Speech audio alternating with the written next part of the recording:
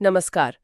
आज हम Stephen are कोवी की जो बहुत मशहूर किताब है अत्यधिक प्रभावी लोगों की 7 आदतें, हाँ बिल्कुल। उसकी एक समीक्षा पर बात करेंगे। हाँ बिल्कुल, काफी फेमस किताब है ये। हाँ, तो हमारे पास इस समीक्षा का एक सार है और आज हम यही समझने की कोशिश करेंगे कि ये आदतें क्यों इतनी असरदार मानी जाती हैं। हाँ मतलब व्यक्तिगत और पेशेवर दोनों तरह की जिंदगी में कामयाबी के लिए इसमें ऐसा क्या खास है। ये किताब सोचिए 1989 में आई थी। हाँ, और आज भी उतनी रिलेवेंट है। लाखों कॉपीज बिकी है इसकी दुनिया भर में। बिल्कुल। तो चलिए शुरू करते हैं। समीक्षा में जो पहली आदत बताई गई है वो है सक्रिय बने, बी प्रोएक्टिव। हाँ समीक्षा कहती है कि ये सिर्फ अपनी जिम्मेदारी लेने से कुछ ज्यादा है। क्या मतलब है इसका? देखिए, ये बहुत गहरी बात है। मतलब सिर्फ ये नहीं कि हाँ मेरी गलती है या मेरी जिम्मेदारी है। अच्छा। कूवी कहते हैं कि किसी भी घटना, मतलब जो कुछ भी हमारे साथ होता है, हाँ और उस पर हम जो प्रतिक्रिया देते हैं, हाँ। उसके बीच में एक चुनाव करने की जगह होती है, एक स्पेस। और प्रोएक्टिव होने का मतलब है उस स्पेस को पहचानना और अपनी प्रतिक्रिया खुद चुनना। ओके, मतलब हालात को दोष देने के बजाय। बिल्कुल, दोष देने के बजाय या ये कहने के बजाय कि मैं क्या कर सकता हूं, ये सोचना कि मैं क्या चुन सकता हूं। समीक्षा इसी पर जोर देती है कि कोवी बाहरी पर्सनालिटी से ज्यादा अंदरूनी चरित्र कैरेक्टर पर फोकस करते हैं। हम्म।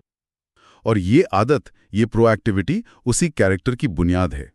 मतलब अंदर से कंट्रोल रखना, बाहर की परिस्थितियों पर निर्भर ना रहना। ये सुनने में तो आसान लगता है, पर असल में अपनी प्रतिक्रिया चुनना शायद सबसे मुश्किल कामों में से एक है। तो प्रैक्टिस की बात है। खैर, आगे बढ़ते हैं।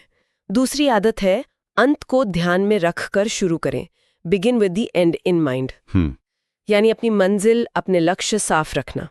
और तीसरी है पहले जरूरी चीजें पहले करें, पुट फर्स्ट थिंग्स फर्स्ट। हाँ ये दोनों आदतें तो काफी जुड़ी हुई सी लगती है ना? हाँ, बिल्कुल जुड़ी हुई हैं। एक तरह से देखिए, दूसरी आदत आपको दिशा देती है, आपका डेस्टिनेशन बताती है। ठीक है। और तीसरी आदत उस दिशा में चलने के लिए रास्ता साफ करती है, मतलब क्या जरूरी है, क्या पहले करना है। तो ये टाइम मैनेजमेंट जैसा हुआ। हाँ, पर सिर्फ टाइम मैनेजमेंट नहीं, उससे ज्यादा। कोवी, जैसा समीक्षा में भी बताया गया है, वो इम्पोर्टेंस और अर्जेंसी के फर्क पर बहुत जोर देते हैं। अच्छा, यानी जरूरी काम और वो काम जो बस अभी करने हैं। बिल्कुल। कई बार हम उन कामों में उलझे रहते हैं जो अर्जेंट लगते हैं, पर शायद उतने इम्पोर्टेंट नहीं होते। हाँ, होता है ऐसा। तो दूसरी आदत लक्ष्य तय करती है और तीसरी कहती है कि उन लक्ष्यों तक पहुंचाने वाले जरूरी कामों को प्राथमिकता दो, ना कि सिर्फ चिल्लाने वाले अर्जेंट कामों को। समझ गई।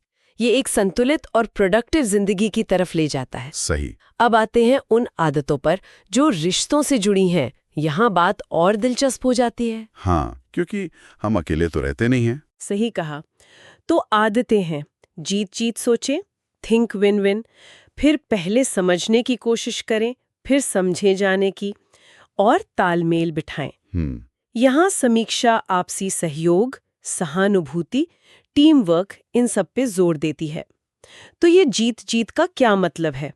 क्या ये सिर्फ समझौता है कि चलो थोड़ा तुम झुको थोड़ा मैं? नहीं नहीं, ये समझौते से कहीं आगे की बात है। समीक्षा के अनुसार विन विन का मतलब है ऐसे समाधान खोजना जहां हर कोई महसूस करे कि उसे कुछ मिला है, कि सबकी जीत हुई है। अच्छा। ये सोच आपसी भरोसे पर टिकी होती है। ये मानना कि दुनिया में सबके लिए काफी है, ये नहीं कि तुम्हारी जीत मेरी हार है। और वो अगली आदत, पहले समझो फिर समझे जाओ। हाँ, वो इसी भरोसे को बनाने में मदद करती है। मतलब जब हम सच में ध्यान से दूसरे की बात सुनते हैं, सिर्फ जवाब देने के लिए नहीं, बल्कि उसे समझने के लिए। सहानुभूति से सुनना जिसे कहते हैं। बिल्कुल, एम्पैथिक लिसनिंग। जब हम ऐसा करते हैं तो सामने वाले को लगता है कि उसे समझा जा रहा है, उसकी इज्जत की जा रही है। इससे भरोसा बढ़ता है। और फिर तालमेल, सिनर्जी। हाँ, जब भरोसा होता है, समझ होती है, विन विन की सोच होती है, तब सिनर्जी मुमकिन होती है। मतलब जब अलग अलग लोग साथ मिलकर काम करते हैं तो वो अकेले अकेले जो हासिल कर सकते थे उससे कहीं ज्यादा, कहीं बेहतर हासिल कर पाते हैं। वो जो आपने कहा था 1+1 = 11 वाली बात। हाँ बिल्कुल, टीम वर्क का जादू। वही। और आखिर में 7वीं आदत, आरी तेज करें, शार्पन द सॉ। समीक्षा कहती है इसका मतलब है खुद को लगातार नया करते रहना, शारीरिक, मानसिक, भावनात्मक और आध्यात्मिक रूप से।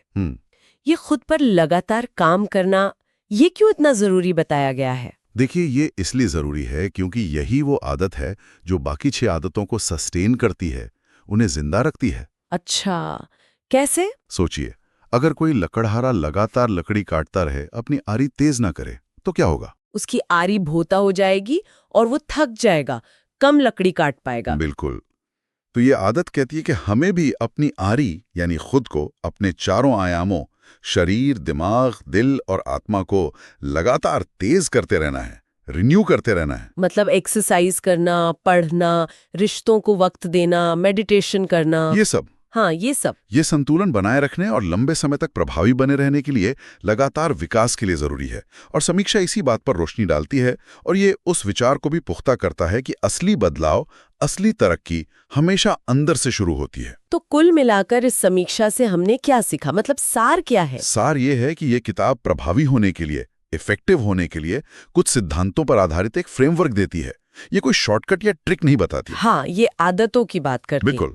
और ये सिखाती है कि हमारी आदतें ही धीरे धीरे हमारी किस्मत बनाती हैं और जो असली बदलाव है वो बाहर की परिस्थितियों को बदलने से नहीं, बल्कि अपने अंदर, अपने चरित्र को बदलने से आता है।